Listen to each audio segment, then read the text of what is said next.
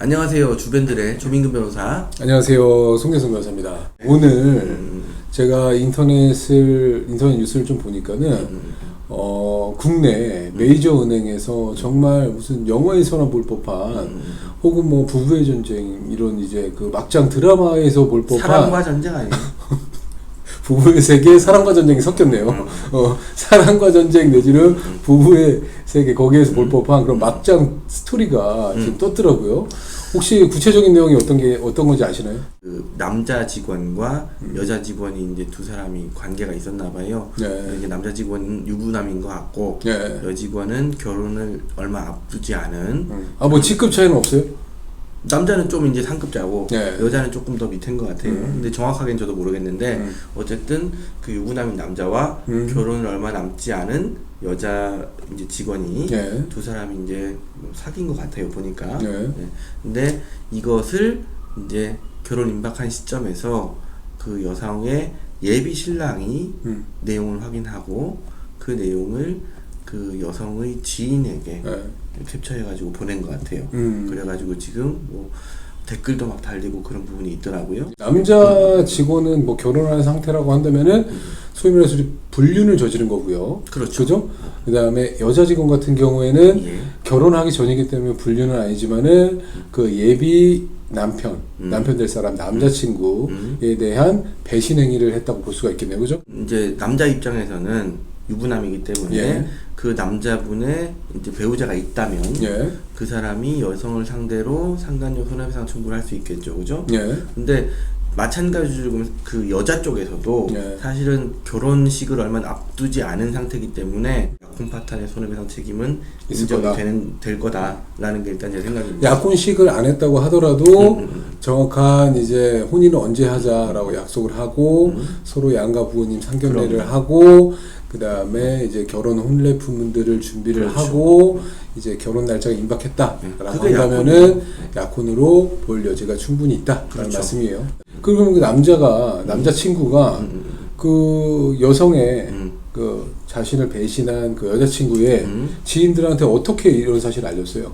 제가 알기로는 네. 그 여성의 핸드폰을 사용해서 여성의 카카오톡으로 그 여성의 지인들을 초대해서 단톡방을 만들었구나. 네, 그렇게 네. 해서 그 내용을 알린 것으로 보여요.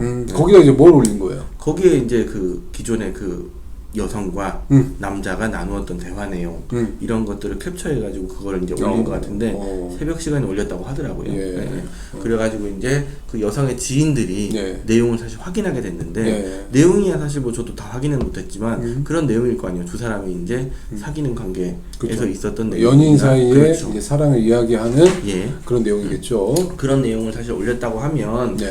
이것은 사실은 명예훼손적인 부분이 당연히 되잖아요. 네. 그래서 사실 남자의 행동은 정통망법상 왜냐면 SNS니까 네. SNS에 타인의 명예를 훼손할 만한 내용을 올렸기 때문에 이거는 그 정통망법상 명예훼손죄가 해당한다라고 네. 이제 판단이 되고 남성의 행위는 말씀 주신 대로 정보통신망 이용 촉진 및 정보보호에 관한 법률 상 명예훼손죄에 해당하는데 그 중에서도 허위사실적 시의 명예훼손이 아니라 사실 그러니까 진실한 사실적 시에 한 명예훼손죄가 성립할 가능성이 높을 것으로 보인다. 사실 그죠? 그 카톡 자료를 그대로 올렸기 때문에 뭐 허위사실일 뭐 수는 없겠죠. 허위가 될 수는 없겠죠. 그렇죠? 진실한 사실적 시한 명예훼손죄가 성립할 여지가 있죠. 높을 것으로 보입니다. 예. 그죠? 예. 여타 다른 뭐 형법적으로 범죄가 성립할 만한 포인트들은 없을까요? 사실 이제 여성의 핸드폰이 잠금 장치가 되어 있었느냐에 따라서 비밀 침해죄 뭐 이런 것들이 될 수 있겠죠. 혹시 여성의 핸드폰에 잠금 장치를 임의로 풀어서 들어갔다고 한다면은 그렇죠. 형법상 비밀 침해죄가 성립할 수가 있겠고요. 예, 그렇죠. 또 문제가 뭐냐면 네. 그 이런 이제 기사나 내지는 이제 글들이 올라오다 보니까 네. 여기에 대해서 이제 네티즌들이 댓글을 막 단단 말이에요. 악성 댓글. 네. 근데 댓글 내용이 뭐 그냥 무난하면 상관이 없는데 이 댓글에 대해서 사실은 막 가십거리기 때문에 얘기하기 좋아하니까 이제 네티즌들이 편하게 이제 댓글을 달다 보면 거기에 대해서 사실은 명백한 그 여성이나 내지는 남성에 대한 명예훼손 글을 또 올리게 되기 때문에 심한 욕설이나 그렇죠. 아니면 또 다른 사실관계를 그렇죠. 파생해서 허위 사실을 적시한다거나 그럴 수도 있겠죠. 그럴 수 있을 뿐만 아니라 그 상대방을 특정해서 이야기할 수도 있을 것 같아요. 그렇죠. 실명이 인터넷상에 지금 많이 이제 유포되고 있는 상황이라고 하기 때문에 그 실명까지 거론해서 명예훼손적인 발언을 한다거나 네. 욕설을 할 그렇죠. 경우에 그럴 경우에 또 어떤 범죄가 성립하죠? 이게 사실 그 구체적인 사실이 없으면 네. 모욕죄가 되겠죠. 그 형법상 네. 모욕죄가 성립할 가능성이 높겠고요. 네, 그 다음에 구체적인 사실관계를 또 적시하면서 얘기를 한다고 하면 마찬가지로 이것도 대부분 이제 SNS라든가 내지는 인터넷상이기 때문에 정통망법상 명예훼손죄를 또 성립할 수 있는 거고요. 그렇습니다. 그러니까 정리하자면은 네. 그 악성 댓글러들의 댓글들은 댓글의 내용에 따라 가지고 형법상 모욕죄 내지는 그렇죠. 정보통신망법상 명예훼손죄가 성립할 가능성이 높겠다라고 말씀드릴 수가 있겠고요. 다음으로 민법상 아까 초장에 조금 말씀해 주셨는데 민법상 어떻게 손해배상 누가 누구에게 손해배상 청구 가능할까요? 일단 첫 번째 그 남성 네. 남성이 유부남이라고 하면 그 남성의 배우자가 그 여성을 상대로 해서 예. 이제 소위 말하는 상간녀 손해배상 청구를 할 수 있겠고요. 예. 그 다음에 아까 말씀드렸던 것처럼 그 여성의 약혼자 곧 결혼할 남자가 예, 그 여성의 지인들을 모아놓고 그 단톡방을. 캡처 화면을 이렇게 단톡방에 띄운 네, 그분 그 남성이 이제 여성이 만났던 그 상위 직급의 다른 남성을 상대로 네. 약혼 해제에 대한 그 손해배상 책임 네. 이걸 물음과 동시에 손해배상 청구가 되겠죠, 당연히. 그 다음에 본인과 결혼을 하기로 했던 그 여성을 상대로도 네. 명백하게 지금 결혼을 깬 사람이 오히려 여성이기 때문에 네.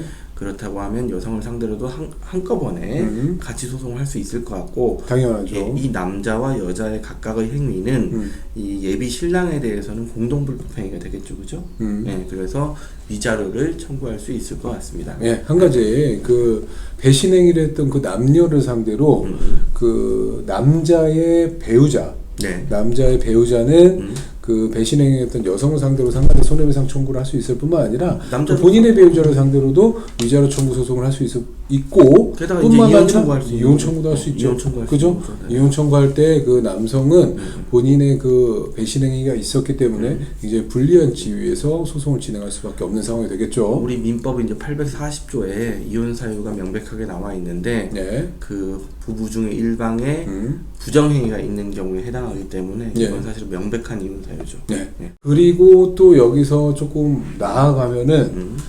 어떤 민사상 청구를 할 수 있을까 한번 생각을 해봤는데요. 당연히 그 배신 행위를 한 행위 자체는 잘못했기 때문에 네. 그 뭐 약혼을 한 약혼자한테 손해배상 청구를 해줘야 되겠지만은 네. 그 약혼자인 남성이 그 카카오톡 단체톡에 그 지인들을 모아놓고 사실적시한 명예훼손적인 캡처 화면을 올린 거 그거는 또 그 배신행위를 한 그 여자 직원과 그 남자 직원 둘에 대한 명예훼손죄가 또 성립하게 됩니다. 그렇죠. 그렇기 때문에 별도로 상간자 손해배상 청구를 해서 위자료를 그 약혼남이 받는 것과는 별도로 그 배신행위를 했던 남성과 여성에게 명예훼손을 원인으로 한 손해배상을 해줘야 되는 또 입장이 되기도 한다는 사실 또 그렇죠. 기억해줘야 될 것 같아요. 이게 그래서 실무상 소송에서는 네. 아마도 이제 한쪽이 상대방을 상대로 소송을 걸면 반대쪽이 나는 오히려 명예훼손을 당했다라고 네. 하면서 명예훼손 피해자의 지위에서 반소를 제기할 수 있는 그런 내용이 되겠고요. 실제로 상간자 소송을 진행을 해보면은 그렇게 많이 들어오죠. 상간자의 피해자가 되는 분들이 화가 많이 난 상태였기 때문에 그렇죠. 변호사를 찾아오기 전에 그 상간자들을 상대로 명예훼손적인 행위를 많이 해요. 많이 해요. 그리고 상간자 손해배상 청구 소송을 제기를 하면 그 상간을 했던 그분들께서 도리어 또 그 명예훼손을 원인으로 한 손해배상 청구를 반소로 제기하는 경우가 상당히 많습니다. 그렇죠? 그렇죠. 근데 네. 이제 법률적으로 이게 조금 더 전문적인 얘기긴 한데 네. 법률상 이제 상계라는 게 있는데 네. 상계가 뭐냐면 너도 채권을 갖고 있지만 나는 반대로 너한테 채권을 갖고 있기 때문에 동일한 금액의 범위 내에서 소위 까자라고 네. 할 수 있는데 네. 상계 같은 경우는 고의의 불법행위를 자동채권으로 한 상계는 금지되기 때문에 그렇죠. 여기선 반소 청구는 할 수 있지만 네. 그냥 까자라고 하는 거는 원칙상으로는 받아들여지기는 어렵다. 그렇죠. 실제로 이제 실무상 보면 상계 네. 주장 자체는 받아들여지지 않긴 한데 예. 어차피 이제 분쟁을 한 방에 해결하는 게 중요하잖아요. 그렇기 때문에 상계 자체는 안 되지만 적절한 범위 내에서 어느 정도 감안해서 손해배상을 정하자라는 식으로는 실제로 재판부에서 많이 하고 있죠. 조정이나 화해가 될 수도 있고요. 그렇죠. 그럴 수도 있겠죠. 마지막으로 한번 정리를 해볼까요? 네네.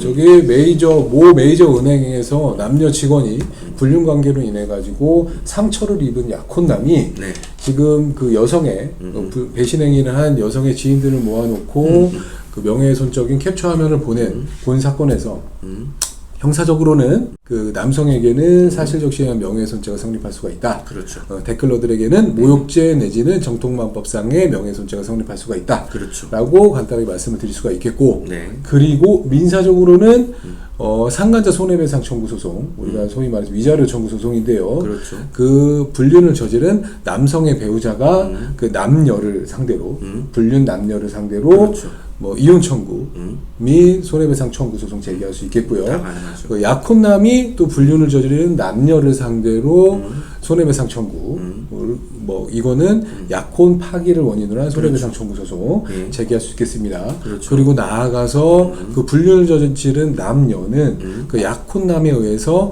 명예를 훼손당했기 때문에 그렇죠. 명예훼손을 원인으로 한 그렇죠. 손해배상 청구를 또 반대로 제기할 수도 있겠다라고 정리하면 될 것 같습니다. 그리고 마지막으로 예. 이제 그 댓글러 중에 예. 모욕이나 명예훼손적인 글을 남긴 댓글러들을 상대로 해서도 마찬가지로 불법 행위에 의한 손해배상 청구 가능하겠죠. 가능합니다. 예, 당연히 그 댓글러들을 상대로 한 손해배상 청구는 명예를 훼손을 당한 그렇죠. 경우에 따라서는 불륜 남녀가 될 수도 있고 약혼남이 될 수도 있는 거고요. 그렇죠. 그 다음에 그 불륜 남의 그 배우자 내지는 가족이 될 수도 있겠습니다. 네. 구독과 좋아요 눌러주세요.